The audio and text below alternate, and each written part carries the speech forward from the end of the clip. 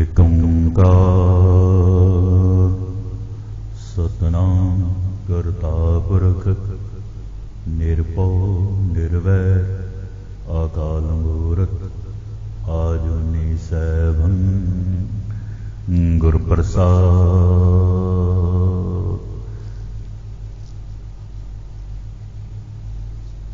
ਜਿਨ ਕੋ ਭਾਂਡੇ ਭਾਉ ਤਿਨਾ ਸਵਾਰਸੀ ਸੁਖੀ करे पसाओ दुख विसारसी।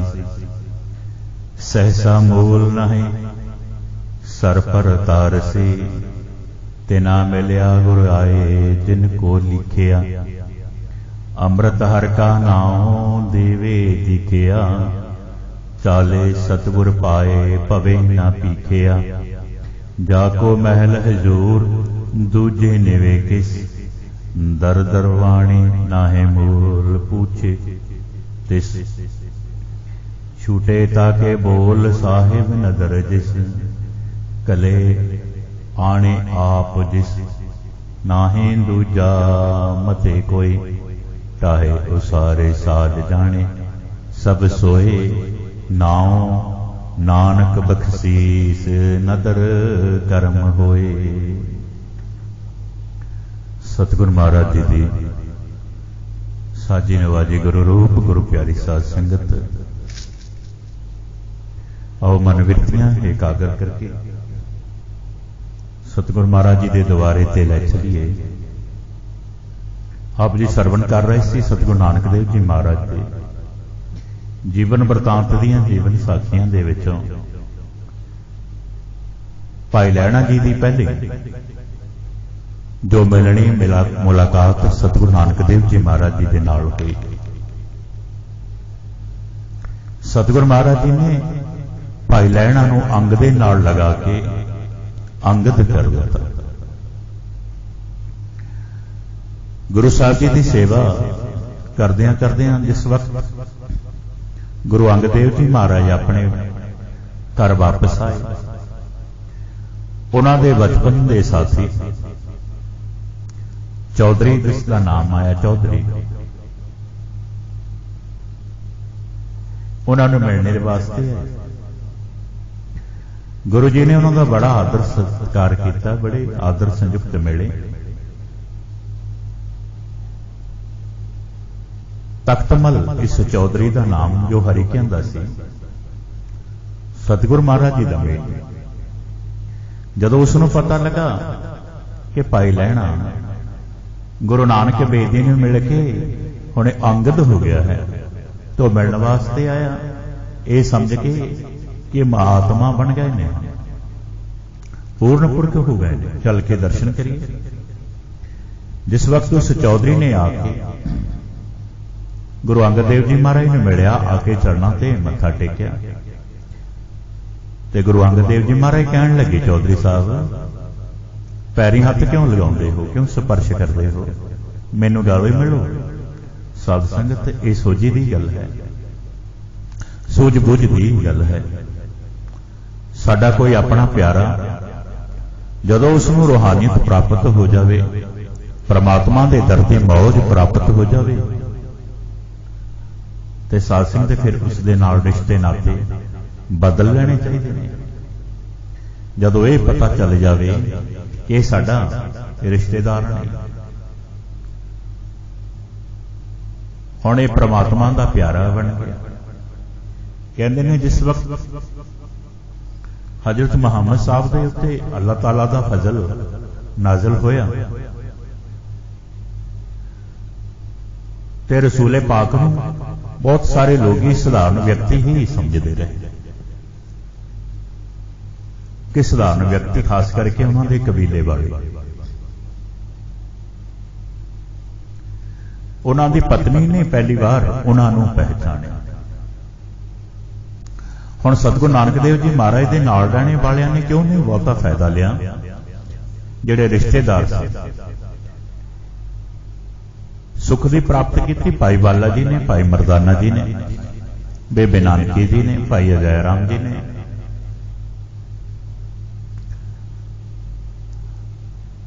ਤੇ ਜਿਨ੍ਹਾਂ ਨੇ ਸਤਿਗੁਰ ਮਹਾਰਾਜ ਦੇ ਅਸਲੀ ਰੂਪ ਨੂੰ ਪਹਿਚਾਣਿਆ ਉਹ ਜੁੜ ਗਏ ਉਹਨਾਂ ਦੇ ਚਰਨਾਂ ਦੇ ਨਾਲ।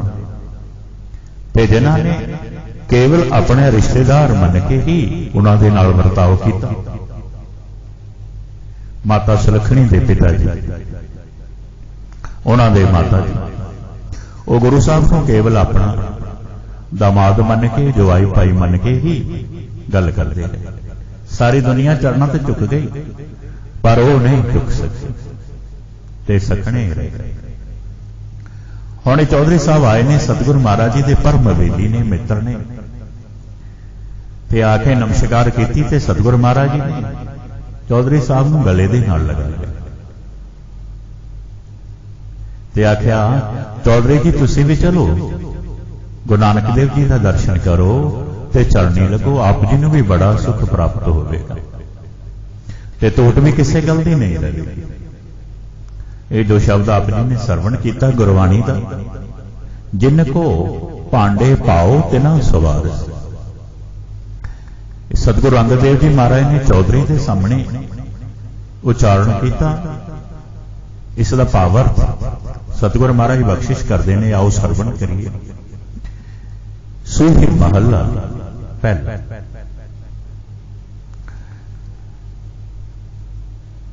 जिन को भांडे पाओ तिना सवारसी, सुखी करे पसाओ दुख विसारसी। कह लगे जिन्हां दे बर्तन रूपी मन विच प्रभु दा प्रेम है ना, जिन्हां दे हिरदे दे विच इस भांडे मन दे भांडे दे विच परमेश्वर दा प्रेम है, उन्हां नूं ही प्रभु अपना रूहानी जीवन बख्शिश करिया करदा है, हर किसी नूं नहीं प्राप्त होंदा। सुखी करे पसाओ दुख विसारसी, वो परमात्मा उन्होंने सुख दी, आराम दी, ठंड दी, आत्मिक शांति दी, रूहानियत दी दात बख्शिश करता है ते उन्होंने तकलीफां भुला दिंदा है। भाव जीवन दे विच जिहड़े दुख ने वो भुल जांदे ने। जदों वो प्रीतम प्यारा, जदों वो वाहिगुरू खुश हो जावे ते फिर सारे दुख जीवन दे विचों समाप्त कर दिंदा है। सहसा मूले नाही सर पर तारसी, असलों ही भाव मुडों ही बिल्कुल कोई संदेह नहीं रहिंदा ते निश्चिंत रूप दे विच उन्हां जीवन दा पार उतारा हो जांदा जिन्हां नूं ओह आप अकाल पुरख बख्शिश कर दिंदा। हुण इह गल गुरु अंगद देव जी महाराज चौधरी नूं समझा रहे हैं। गुरु नानक देव जी का यह शब्द सुना, क्योंकि चौधरी ने आके उन्होंने चरणों नूं स्पर्श किया कि भाई तुसीं इस वक्त हुण रूहानियत नूं प्राप्त हो गए, उस अल्लाह ताला दे फजल नूं प्राप्त हो गए। तिना मिलिया गुरु आए जिन को लिखिया, गुरु जी उन्होंने आके मिलते हैं। कहने का भाव जिन्हां वास्ते इहो जी प्रालबद्ध लिखी हुई होवे, जिन्हां दे भाग, जिन्हां दी किस्मत, जिन्हां दी लिखत उस अकाल पुरख ने पहला लिखी होवे, उन्होंने ही सतगुरु नानक देव जी महाराज जैसा गुरु प्राप्त होगा, हर किसी नूं नहीं। लोग बड़े ने, पहला भी दास ने बेनती की, हर किसी नूं प्राप्त नहीं होए। अमृत हर का नाम दीवे दिखिया, वो फिर उन्होंने वाहिगुरू दे अमृतमई नाम का उपदेश दिंदा है। अमृत हर का नाम देवे दिखिया, उन्होंने भगवान दे अमृतमई नाम का उपदेश दिंदे ने। चाले सतगुर पाए पवे न पीखिया, जो सच्चे गुरां दे पानी अंदर तुरदे ने वो फिर कदाचित संसार तो मंगदे नहीं, कुछ भी मंगदे नहीं फिरदे। जिन्हों उस परम पिता परमात्मा दे हुक्म की प्राप्ति हो गई, उसके हुक्म दे विच चलण की जांच आ गई, तो वो फिर संसार तो नहीं कुछ भी मंगदे फिरदे। जाको महल हजूर दूजे निवे किस, जो अपने साहिब दे घर दे नेड़े, मंदिर दे नेड़े वसदा है, हो फिर होर किसी नूं नमस्कार नहीं करता, क्योंकि उसके मन दे विच यही भावना आ जाती कि उही वाहिगुरू परमात्मा तो सारिया जगह दे विच है। एक ही परमात्मा नूं नमस्कार करदा रहिंदा। वो फिर थां थां दे उत्ते दुनियादारां दे अगे नहीं झुकदा। साडियां गरजां ने जिहड़ियां सानूं दुनियादारां दे दरां ते लै जांदियां, असीं मंगते बन के खलो जांदे हां, भिखिया तक मंगते हाँ उन्होंने दरां ते जाके। परंतु गुरु साहब कहण लगे जो अपने साहिब दे मंदिर दे नेड़े वसदा, उसदे घर दे नज़दीक वसदा, भाव उसनूं अपने हिरदे दे विच वसा लैंदा, वो होर किसे नूं नमस्कार नहीं करदा। दर दरवाणी नाहे मूले पुछ दिस। कहण लगे फिर प्रभु दे द्वार दा जो द्वारपाल है उसनूं असल दे विच कोई भी फिर सवाल जवाब नहीं पुछदा। कौन है? धर्मराज। धर्मराज फिर उसनूं कुछ भी पुछदा नहीं। प्रभु दे द्वारे दा द्वारपाल उसनूं असलों कोई सवाल नहीं पुछदा, तू कौन है, इत्थे क्यों आया है? छुटे ताके बोल साहिब नदर जिस। प्राणी उसदे आखण ते बंद खलास हो जाता है जिस उत्ते प्रभु दी रहमत हो जाती है। छुटे ताके बोल उस परमात्मा दे वचन दे द्वारा उसदे बंद खलासी हो जाती, उस इंसान दी, उस प्राणी दे जिसदे उत्ते प्रभु दी रहमत हो जाती। हुण चौधरी हथ जोड़ के बैठा सतगुरु अंगद देव जी महाराज गुरु नानक देव जी का उपदेश बख्शिश कर रहे हैं। कहने लगे कल्ले आने आप जिस नाही दूजा मते कोई। कहने लगे साहिब खुद ही इंसान नूं संसार ते भेजदा है ते वापस बुलाउंदा है, होर कोई उसनूं मशवरा देने वाला नहीं, कोई परमात्मा नूं सलाह नहीं दिंदा इसनूं वापस बुला ला, इसनूं भेज। वो आप ही मालिक है, जिसनूं चाहुंदा उसनूं संसार ते भेजदा ते जदों चाहुंदा उसनूं वापस बुला लैंदा, परंतु कोई सलाह मशवरा कोई भी उसनूं नहीं दे सकदा। ताह उसारे साध जाने सब सोई। वो खुद ही टैटेरी करदा, बनाउंदा ते साजदा, ते वो मालिक सब कुछ आपे ही जानदा। क्यों टैटेरी करना, क्यों बनाउणा, क्यों साजना? असी लोग लख यतन साध संगत कर लईए तां भी उस मालिक दी मौज नूं, उस खुदा दी मौज नूं नहीं जान सकते। नाम नानक बख्शीश नदरे कर्म होए। कहने लगे नानक नाम एक दात है। सतगुरु महाराज कहने लगे नाम एक दात है। गुरु नानक देव जी महाराज कहने जो मेहरबान मालिक उसनूं दिंदा है जिस उत्ते अपनी वो रहमत कर लैंदा, उसनूं ही बख्शिश करदा। ते सतगुरु महाराज दयालता दे कर अगे भी कि शब्द की पंक्ति आप जी दे सामने रखा। भांडा अच्छा सोई जो तिस पावसी, भांडा अत मलीन तोता अच्छा ना होई। एक होर विचार आप जी दे सामने रख के साखी नूं प्रारंभ करिए। महाराज कहते उही उत्तम बर्तन है भाई, उही उत्तम मन है, उही उत्तम भांडा है जिहड़ा उसनूं चंगा लगदा। जे आपां कहीए ना भांडा मलीन हो गया है, पलीत हो गया है, आपां धो के स्वच्छ कर लीए, नहीं, यतन दे नाल नहीं कीता जा सकदा। यतन दे नाल नहीं ये चीज़ां प्राप्त कीतियां जा सकदियां। जो भी कुछ करना उस परमात्मा की कृपा के द्वारा ही प्राप्त किया जा सकता। रग सूही के अंदर ही सतगुरु महाराज जी ने एक चौपदे के अंदर गुरबाणी के अंदर पंक्ति लिखी। भांडा तोए बैस धूप देवो तो दूधे को जाओ, दूध कर्म फुन सुरत समाए होए निराश जमाओ। कहने लगे भाई बैठ के बर्तन नूं धो, सुगंधित कर, तद तू दुध लैण वास्ते जा। ये मन रूपी बर्तन नूं अच्छी तरह पहला धो, बैठ के हरि दा नाम जप, ये मन तेरा शुद्ध हो जावे, तद ही इस दे विच हरि नाम दा दुध लैण वास्ते जा। ते शुभ अमलों के दुध विच सिमरन दी जाग लगा, फिर नशकाम हो जिसनों जम्मण लई रख, फिर उस दे विचों तैनूं पर असल वस्तु प्राप्त हो सकेगी। साध संगत सतगुरु महाराज जी के तमाम उपदेश गुरु नानक देव जी सच्चे पातशाह जी जिवें जिवें सुनते जाइए ये अमृतमयी वचन हिरदे के अंदर उतर जाते हैं। मनुख नूं जीवन जांच सतगुरु महाराज जी ने बख्शिश की है। नाओ नानक बख्शीश नदरे कर्म होए।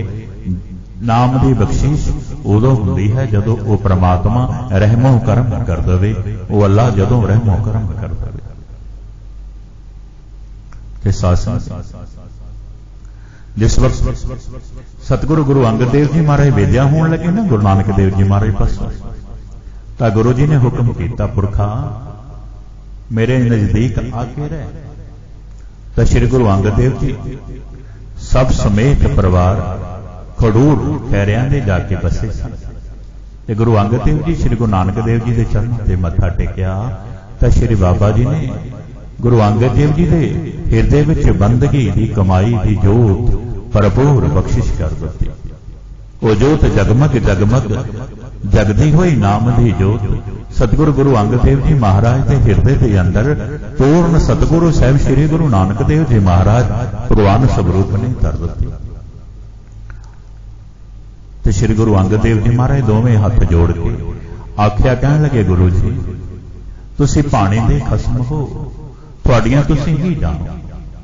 ਤਾਂ ਸ੍ਰੀ ਗੁਰੂ ਨਾਨਕ ਦੇਵ ਜੀ ਨੇ ਸਰਬ ਸੰਗਤ ਨੂੰ ਗੁਰੂ ਅੰਗਦ ਦੇਵ ਜੀ ਮਹਾਰਾਜ ਦੇ ਚਰਨੀ ਲਾਇਆ।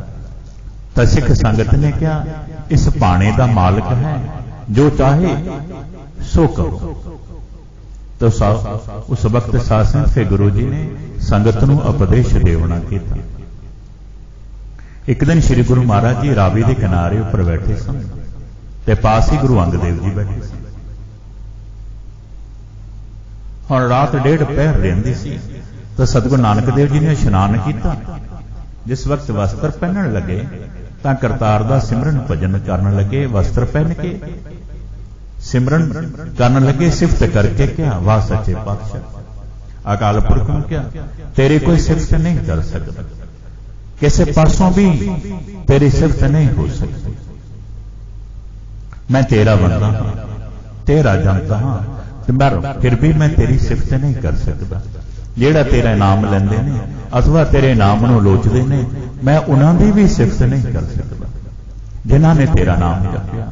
ਸਭ ਆਸਰੇ ਛੱਡ ਕੇ ਇੱਕ ਤੇਰੇ ਨਾਮ ਦਾ ਹੀ ਆਸਰਾ ਲਿਆ, ਇੱਕ ਧਿਆਨ ਹੋ ਕੇ ਨਾਮ ਨਾਲ ਪ੍ਰੀਤ ਲਗਾਈ, ਸੋ ਮੁਕਤ ਰੂਪ ਹੋ ਗਏ। ਜਿਨ੍ਹਾਂ ਸਵੇਰੇ ਉੱਠ ਕੇ ਤੇਰਾ ਨਾਮ ਅੰਮ੍ਰਿਤ ਵੇਲੇ ਜਪਿਆ, ਸੋ ਮੈਂ ਤਿਨਾਂ ਦੇ ਬਲਿਹਾਰ ਹੋ ਜਾਂਦਾ। ਹੇ ਵਾਹਿਗੁਰੂ, ਹੇ ਪੂਰਨ ਪਿਤਾ ਪਰਮਾਤਮਾ, ਮੈਂ ਉਹਨਾਂ ਦਾ ਹੀ ਨਾਮ ਜਪਦਾ। ਉਹ ਪੂਰੇ ਧਨੀ ਹਨ ਅਤੇ ਪੂਰੇ ਸ਼ਾਹ ਹਨ। ਹੇ ਸਾਹਿਬ, ਉਹ ਅੰਮ੍ਰਿਤ ਵੇਲੇ ਦੇ ਰਖਵਾਲੇ ਹਨ। ਇਹਨਾਂ ਪ੍ਰਾਣੀਆਂ ਕੋਲੋਂ ਆਪ ਕਰਮ ਕਰਾਉਂਦੇ ਹਨ ਤੇ ਭਲੇ ਮਾਰਗ ਤੇ ਮਨੁੱਖ ਨੂੰ ਲਗਾਉਂਦੇ ਹਨ, ਬੁਰੇ ਕੰਮਾਂ ਤੋਂ ਮਨ ਨੂੰ ਰੋਕਦੇ ਹਨ। ਸੋ ਜਿਹੜੇ ਲੋਕ ਮਨ ਨੂੰ ਭਲੇ ਮਾਰਗ ਤੋਂ ਹਟਕਾਉਂਦੇ ਨੇ, ਦੁਨੀਆਦਾਰਾਂ ਵੱਲ ਲਗਾਉਂਦੇ ਨੇ, ਉਹਨਾਂ ਦੇ ਸੁੱਖਾਂ ਦਾ ਨਾਸ਼ ਹੋ ਜਾਂਦਾ ਹੈ। ਇਹ ਨਿਰੰਕਾਰ ਐਸੇ ਸੰਸਾਰ ਦੇ ਉੱਤੇ ਸੂਰਮੇ ਨੇ ਜਿਨ੍ਹਾਂ ਦਾ ਸ਼ਾਹ ਪਾਤਸ਼ਾਹ ਨਾਲ ਕੋਈ ਕੰਮ ਨਹੀਂ ਤੇ ਉਹਨਾਂ ਅੱਗੇ ਕੋਈ ਠਹਿਰ ਨਹੀਂ ਸਕਦਾ। ਭਾਵ ਜੋ ਪੰਜ ਵਿਕਾਰ ਨੇ ਸਤਿਗੁਰ ਮਹਾਰਾਜ ਨੇ ਉਹਨਾਂ ਦੀ ਗੱਲ ਕੀਤੀ ਤੇ ਉਹ ਪ੍ਰਮਾਤਮਾ ਦਾ ਨਾਮ ਵੀ ਨਹੀਂ ਜਪਣ ਦਿੰਦੇ। ਜੋ ਜੋਦੇ ਹਨ ਇੱਕ ਦਿਨ ਲੜਾਈ ਕਰਨ ਹਟ ਜਾਂਦੇ ਹਨ। ਇਹ ਐਸੇ ਪ੍ਰਤਾਪੀ ਹਨ। ਦੂਸਰੇ ਜੋਦੇ ਸੰਸਾਰ ਦੇ ਤਾਂ ਲੜ ਕੇ ਹਟ ਜਾਂਦੇ ਨੇ, ਖੱਪ ਜਾਂਦੇ ਨੇ, ਮਰ ਜਾਂਦੇ ਨੇ।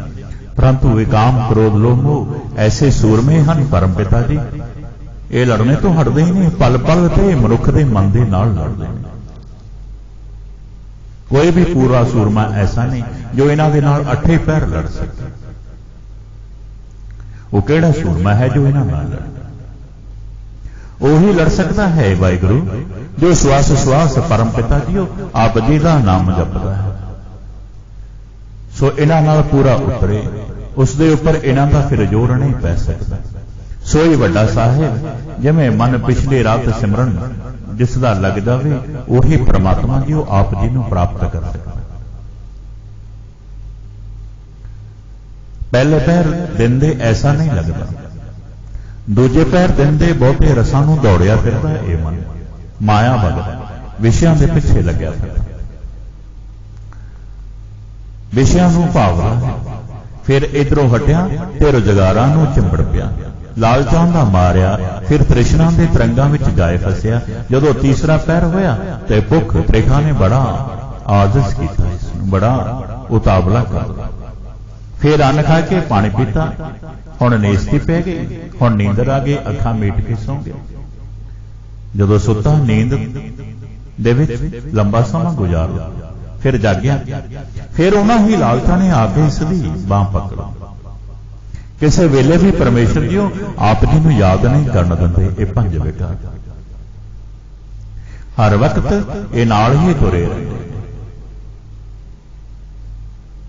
सच्चे पातशाह जी या तो आप को तद करे अगर ये पिछा छड़े। आप जी की अमृत वेले याद तद ही आवे जेकर इन्हां वल्लों मन मोड़िया जाए। अठे पैर ही ये नाल रहंदे। सच्चे पातशाह जी परम पिता जी आप कृपा करते हो तो अमृत वेले की दात प्राप्त होंदी। जीव आप जी की सिफत सलाह करता, अठे पैर ही थां पाउंदा, 68 तीर्थां के इशनान का फल भी प्राप्त हो जाता। जिस वक्त सतगुरु महाराज जी वचन उच्चारण कर रहे हैं तो श्री गुरु अंगद देव जी महाराज ने मत्था टेके हाथ जोड़ के बेनती की थी, सच्चे पिता ये सच्चे पातशाह सब जीवां नूं एक पैर का भाव भी बहुत है अते जिन्हां पुरखां ने अठे पैर याद किया उन्हां प्रेमी भगतां उपर बलिहार नहीं गा। तो श्री गुरु नानक देव जी ने कहा, बच्चा मैं तेरे सिर उत्ते हाथ रखिया है ते तू स्तुत कर।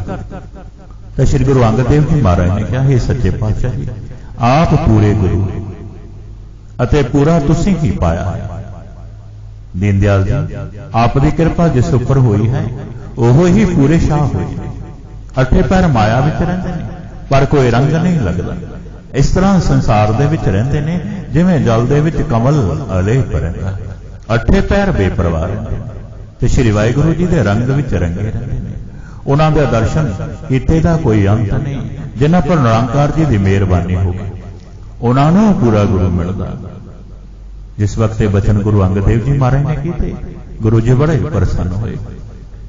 गुरु नानक देव जी महाराज ते गुरु अंगद देव जी के सिर के उपर हाथ रखिया ते गुरु जी ने बेनती की। गुरु अंगद देव जी महाराज कहने लगे, हे सच्चे पातशाह जी पिछले पहर जागे का महात्म कहो।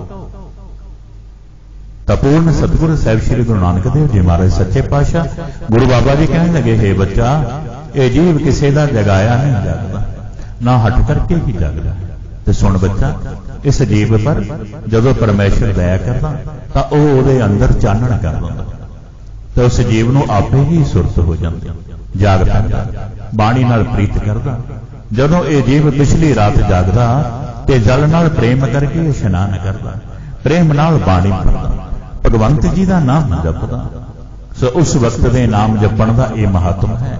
उस वेले श्री निरंकार जी की आग्ञा के नाल अमृत वंडिया जा रहा होंदा है तो अमृत उसनूं मिलता है जो अमृत वेले जागदा है। जिस तरह सोना सराफ की कसवट्टी उपर घसा के ताव खाने करके रह जाता ते खजाने के लायक हो जाता जदों उसनूं भट्ठी दे विच ताव दिता जाता फिर खजाने के लायक बनदा।